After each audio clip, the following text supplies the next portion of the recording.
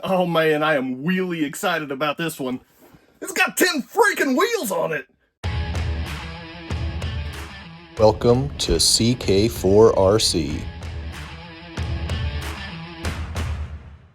Welcome back to the channel. I'm Chaz, this is CK4RC, and I've got an awesome new release from Hobby Plus today.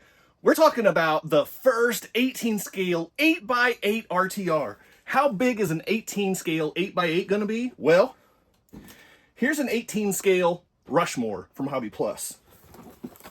Here is an 18 scale Arctos 6x6 from Hobby Plus. And here, gosh, is the Terranaut, the 8x8 18 scale from Hobby Plus. Let's get into this. All right, now let's get into this thing and see what all comes with this. Ha! Now that is how you do an unboxing with a lot of clatter. So we've got a 6-channel fly sky transmitter. That is high quality. Look at that. You've got steering reverse, throttle reverse, your bind button, of course, steering dual rate, steering trim, throttle dual rate, throttle trim. You've got all your dip switches up here for forward reverse, forward brake reverse, nickel batteries, lithium batteries, drag brake setup, reversing channels 5 and 6. Because you've got this little guy right here, and I have to think this is either for the winch or for the rear steer. So I'm not totally sure what that channel 5 is going to be for yet. You've got channel 6 right here. This is going to be your gear switch, gear shifter from low, neutral, high. Channel 4 is probably going to be your winch, and channel 3 is probably going to cycle through your lighting options. So we will double check that here in a minute, make sure I have all that stuff right. Nice plastic steering wheel. I personally prefer foam, but that's not bad. It is a little forward up here on the transmitter. It'd be nice if it was a little bit back. Just YouTube problem, just trying to steer one-handed. So most people don't have that issue, but YouTuber life, you know, whatever. It is what it is. 6-channel fly sky radio. That is high quality.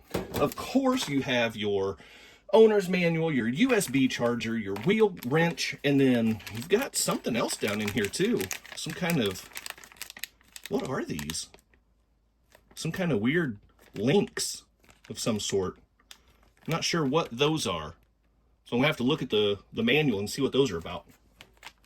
And then, of course, you've got this big old behemoth, the 8x8 Terranaut. Look at this thing. Oh my gosh, the detail on this. You've got your toe hooks, or you put your toe hooks right here on the front bumper. You've got some nice graphics on here, some nice molded steering wheels. You've got collapsible side mirrors. That is such a nice quality. And the mirrors are mirrors, so that's cool. And then you've got these strobe lights or revolving lights, whatever these are going to end up being. You've got these up here on top. These all have lights in them. There's lights in these buckets. There's lights up here. There's lights in the bumper. This is really cool. Now, when I started this video, I said it has 10 freaking wheels, and I keep calling it 8x8. Those two things don't go together, but you'll see right here, there's 2 extra full-size usable wheels and tires on this thing. So that's pretty awesome. There's your working winch right here that is remote controlled. You've got your working 5th wheel receiver right here. So you can hook up a trailer if you'd like. That works. Here's the winch hook coming out of the rear bumper. And then you've got lighting back here. Again, there's LEDs in these lights as well. More signs, stay clear of cables. So that's pretty cool. You've got these little toe hook receiver things right there.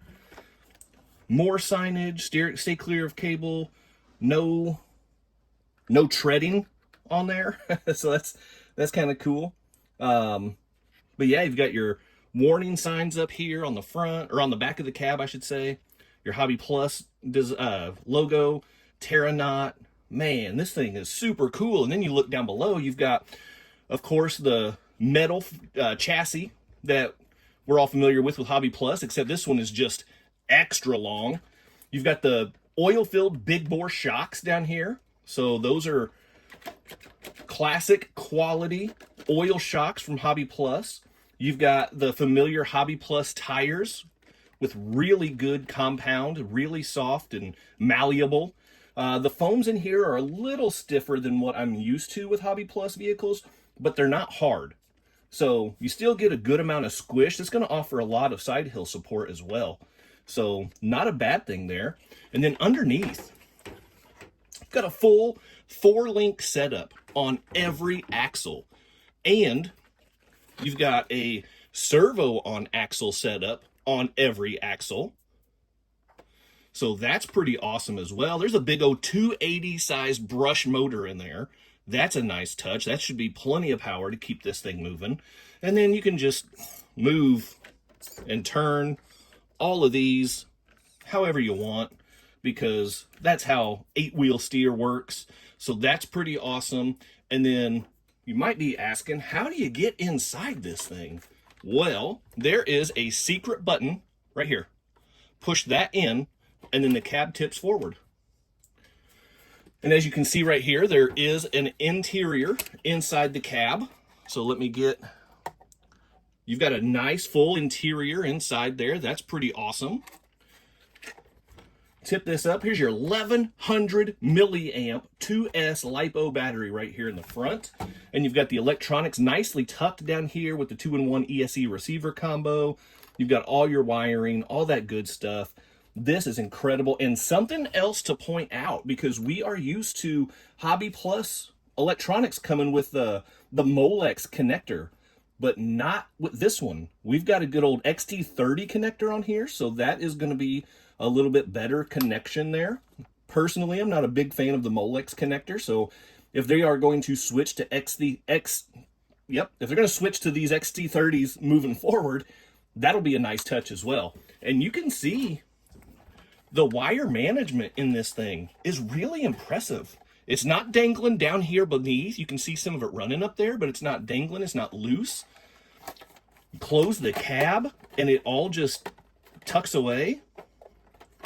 I'm pinching that battery connector there. So get that wires, yep, it all tucks away right there. And all you can see is this little bitty section right here. That is some really, really nice wire control. So some other things to note, some other perks with this thing. We are talking about a full Metal Gear drivetrain on here.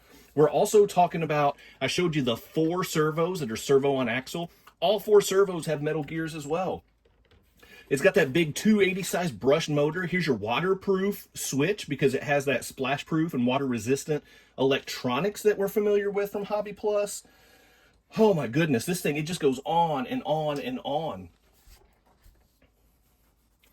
It's got the 2-speed transmission that you can shift from your remote. You can change all your light settings from the remote. This thing is completely insane. And on top of all that, this thing has 60% part compatibility with the rest of Hobby Plus's lineup. So if you want to get some parts from the Arctos or the Rushmore or the T-Hunter, there's over half of those parts are cross-compatible. You can use them to replace or upgrade things on this as well. So the parts support already exists. That is a phenomenal touch. So I guess from here, all we have left to do is get this thing outside and run it. All right, we're out here at the good old CK4RC testing ground. And first things first, we got to get some lights on this thing. There we go. The full barrage of lights going. Now let's check out the low speed modulation on this bad boy real quick. Make sure we're in low gear. We sure are, okay. Here's the low speed control on this. This is the brush system from Hobby Plus. And it holds a nice, steady, slow speed. Now let's check the high speed in low gear. That's not bad. Nothing too blazing, but a nice walking speed, I would say. Now let's switch up to high gear. Oh, there we go. It's got a little bit of pep to it in case you need to get to a rescue vehicle in a hurry. That's not bad. And the next thing I want to test is turning radius. And something tells me this area that I'm in is not going to be big enough for a full turning radius with just front turn only. Oh, I did make it. But that was a pretty healthy circle. Didn't quite get back to where it started. But if I get back, get it straightened out again, just like it was when we started, and I kick in the rear steer, that turning radius, well, if I didn't hit that rock right there, that turning radius is going to shrink significantly.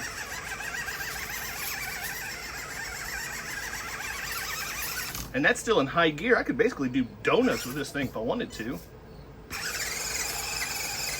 Yeah. Look at that. The second axle.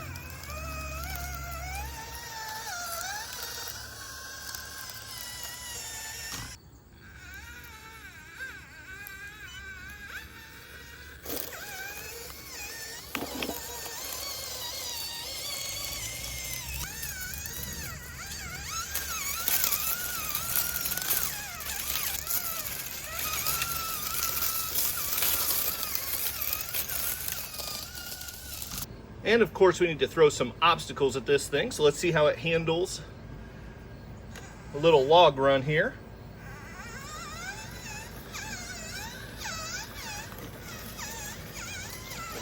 And a small incline. All right, let's throw it on the course and see how it handles some obstacles. Start with the good old log run. Log run is what I said. I'm not sure what you heard, but that's what I said.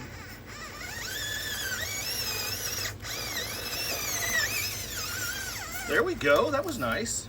Until I hung it up on that little log right there. But I think that is very fixable.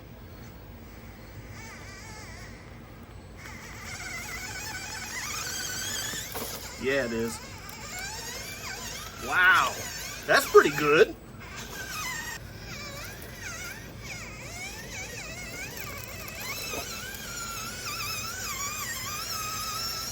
There we go.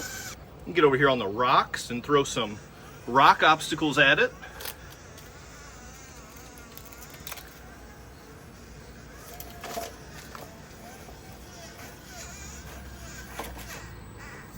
This is a tricky spot for a vehicle this long, but it can manage to power its way through because of the length of that wheelbase. And if I take it over the broken bridge right here, I bet it can span this gap without falling through because of the weight distribution and the overall length of the wheelbase. Yeah, just like that. That is really cool. And it made the descent as well. So there it is, the 8x8 Terranaut from Hobby Plus. This thing is an absolute unit. What a beast.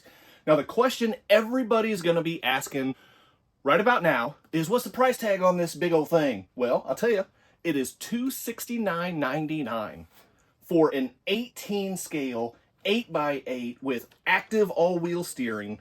That is a value. $269.99 for everything you get here it's absolutely worth it.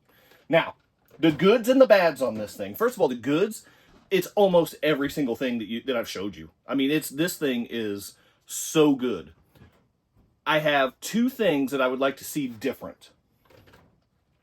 First of all, Hobby Plus, if you're listening, these red anodized big bore shocks that you use on all your vehicles, get rid of that red. It's a military vehicle. It doesn't work here. I've got a blue Rock Van that came with red. I have blue Rushmore that came with red. It just doesn't fit all of your color schemes. So go with something more neutral. Go with black, go with gray, go with silver. That's all. That pop of red, if it matches the vehicle, that's awesome. But if it doesn't, then it just doesn't. So that is a very small nitpicky kind of thing, but that's just one thing for me. The red oil shocks, not my favorite. The other thing that I will note that I couldn't help but notice is when in low gear, this thing had the power that I needed to get in over and through any obstacle I threw at it.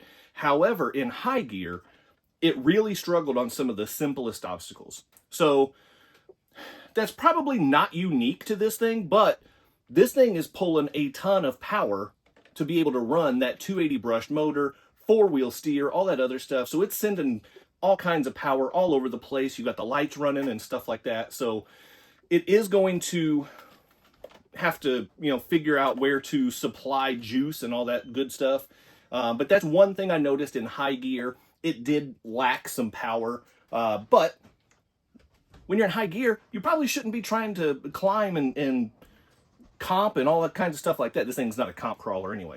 But what I'm saying is in high gear, you probably shouldn't expect it to do a whole lot. High gear is to get where you're going. Low gear is to get over the bumps. So it does what it needs to, but that's just one thing that I noticed is that high gear doesn't quite have as much oomph as I would like to see. So those are my two complaints, if you want to call them that. But that's what I've got for this thing. Hobby Plus did it again. This thing is designed and engineered so well. It runs so smooth, and the features are just out of this world. It's an 8x8 with active all-wheel steer. How many more times do I have to say that? This thing is incredible. Now all we need, Hobby Plus, again, if you're listening, I need a trailer for this thing. So what you could do is get one of those, the big, long WPL trailers from their military vehicle. That would probably hook up probably about perfect for this thing. But I don't have one of those laying around. I might have to order one because this thing pulling a trailer that I could probably put an Arctos and something else on, and then I could load up the bed of the Arctos as well. This thing could pull around 3 other rigs with that. Whatever. That's what I got for you today. Leave me a comment down below. Did you have an 8x8 on your bingo card for this year? I'm willing to bet you probably didn't. Is this blowing your mind right now? Because when it showed up on my doorstep, it blew my mind. It's still blowing my mind. So leave me a comment. Drop a comment down below. Hit the quadfecta for me before you go. Like, subscribe, comment, and share. Keep doing RC stuff, and I'll see you next time. Big time thank you to my members and channel partners, and if you would like to join the ranks, click on that join button for exclusive content, never before seen videos, early access to videos, and other exclusive content, pictures, polls, and having an active voice in what comes next on the channel. So appreciate the support. Click on that join button, and thank you so much to the channel members.